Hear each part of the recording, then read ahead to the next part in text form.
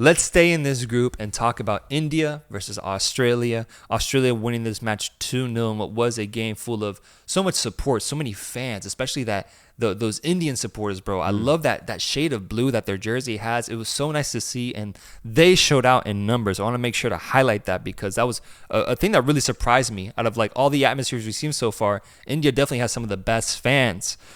But my biggest question to you about this game is, based on the discourse I'm seeing online, I'm seeing two different discussions. I'm seeing two different takeaways from this match, and here's what they are.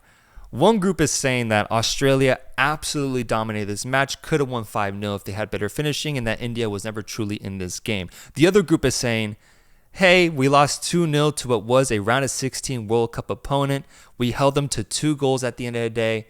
Don't be too hard on us. It was a solid game overall. We deserve some credit. Which one is the correct takeaway here, or is there a combination of both that exists?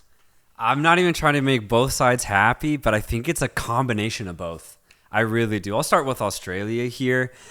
I think they could have won this game 5-0. They just don't have any clinical finishers, but let's kind of break that down.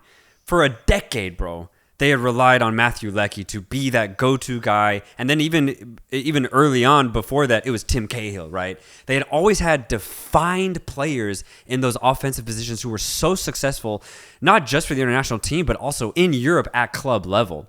They don't have that really anymore. And then in the midfield, the creation that they used to generate used to come from Aaron Moy. Right, but they don't have a defined attacking midfielder anymore. But that was the preview of Australia when we first did our video on the Asian Cup, is that this Australia team is going through a transitionary period. They have to figure out who are going to be the guys that's going to step up for them over this next World Cup cycle. And I think they kind of showed against India that it's undefined right now. It's out in the open. Craig Goodwin, Martin Boyle, low-key got shut down in that first half. They could not get past the Indian fullbacks whatsoever. And then when you look at the creation that they have in the midfield, it's not much. Jackson Irvine isn't an attacking midfielder. He's kind of box to box. He's an all-around very good player in the center of the pitch, but he's not one to put in a really effective through ball. So I think for Australia, they put on a really good performance here, but it's one that is a little undefined as far as like, okay, is this team going to actually go for the title? Ultimately, I don't think so, but they did look good. I thought easily won this game. It was 0-0 at halftime, but the second half I didn't think was very competitive, to be completely honest. I thought Australia looked very, very good. It's just when you pit them against an Iran, a Japan, a South Korea, I think Australia have a lot of work to do.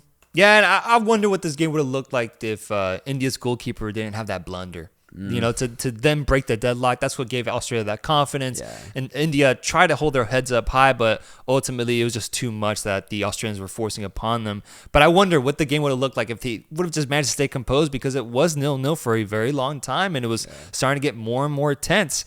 But overall, yes, Australia was the better team here. I think holding them to 2 goals is a win at the end of the day for India, because I'm interested to see how Australia approaches Uzbekistan and Syria as well in their matches. So I think India still has a chance here. They still have a chance here to qualify out of this group because of this result. And now their next matchup against Uzbekistan is more important than ever, bro, because this is the place to seek out a draw or maybe even surprise them and get a win after they ended up getting a disappointing draw. So India's still in it, bro. I'm happy for them, but Australia was the better team at the end of the day.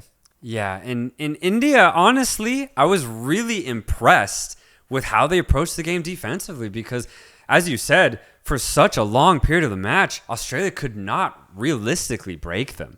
And I do think we can give India credit for that because on their one-on-ones in isolation, they shut Australia down pretty much for a large majority of the match. And I do think that is actually down to the Indian talent rather than just Australia having a quote-unquote bad game. So going forward, as you said, honestly, they might be able to fancy themselves against Uzbekistan because Syria just proved if you approach Uzbekistan very defensively, they might struggle. So I think India, honestly, will see themselves as having a lot better chance, at least more so than I gave them going into the tournament. I still have them finishing in 3rd place, though. I don't think they'll be able to get that 2nd place finish, but I think India had a good game. 2-0's not bad.